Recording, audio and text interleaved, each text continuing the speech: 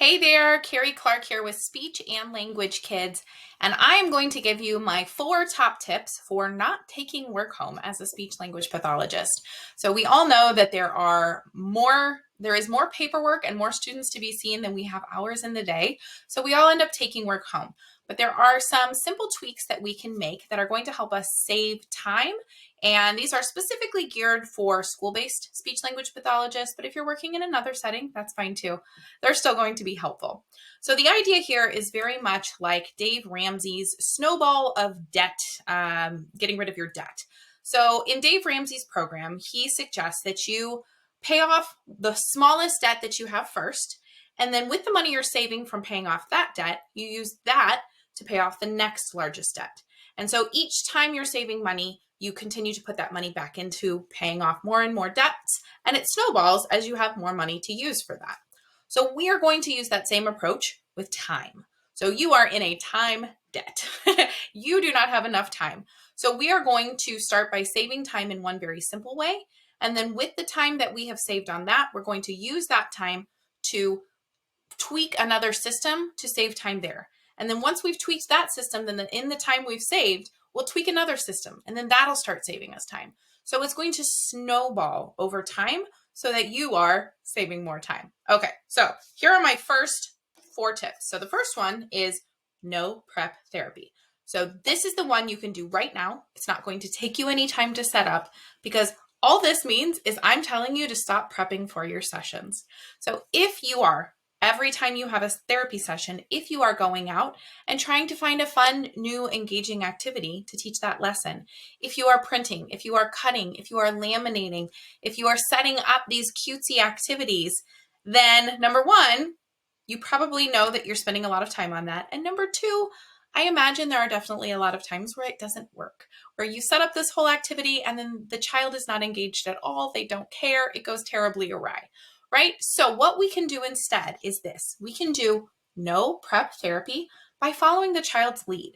We bring the child in, we let them pick out a game or a toy, and we have them play with that thing. We have them do what they want to do, but we work on the target skill while they're doing that.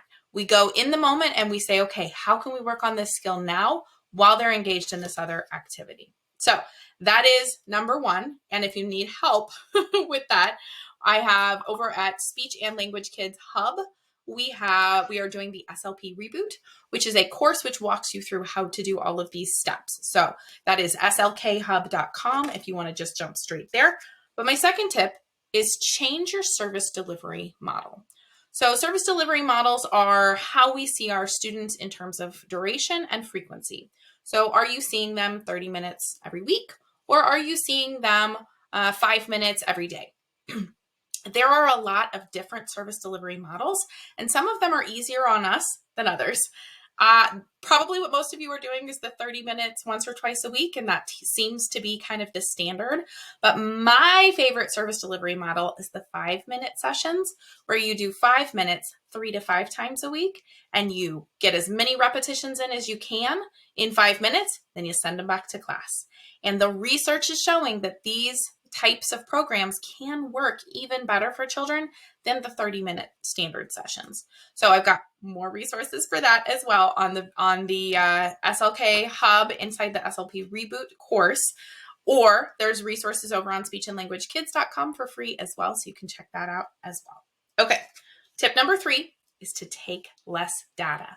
So if you are taking data on every repetition of every skill that the child does when they are in your presence, then you are spending too much time on data and not enough time on helping the kids and doing the actual therapy part. The part we're good at, right? We can be good at taking data too.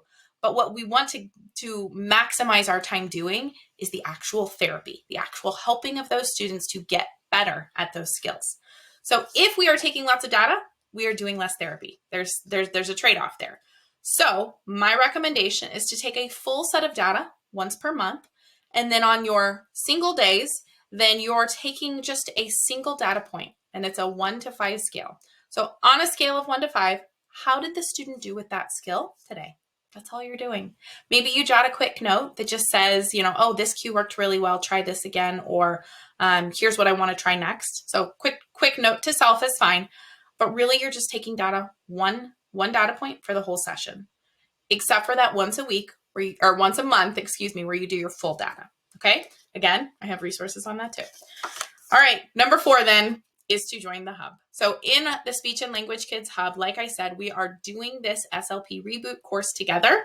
We are running through how to get organized, how to streamline what you're doing, how to do less and get more done. And that is all inside the hub at slkhub.com.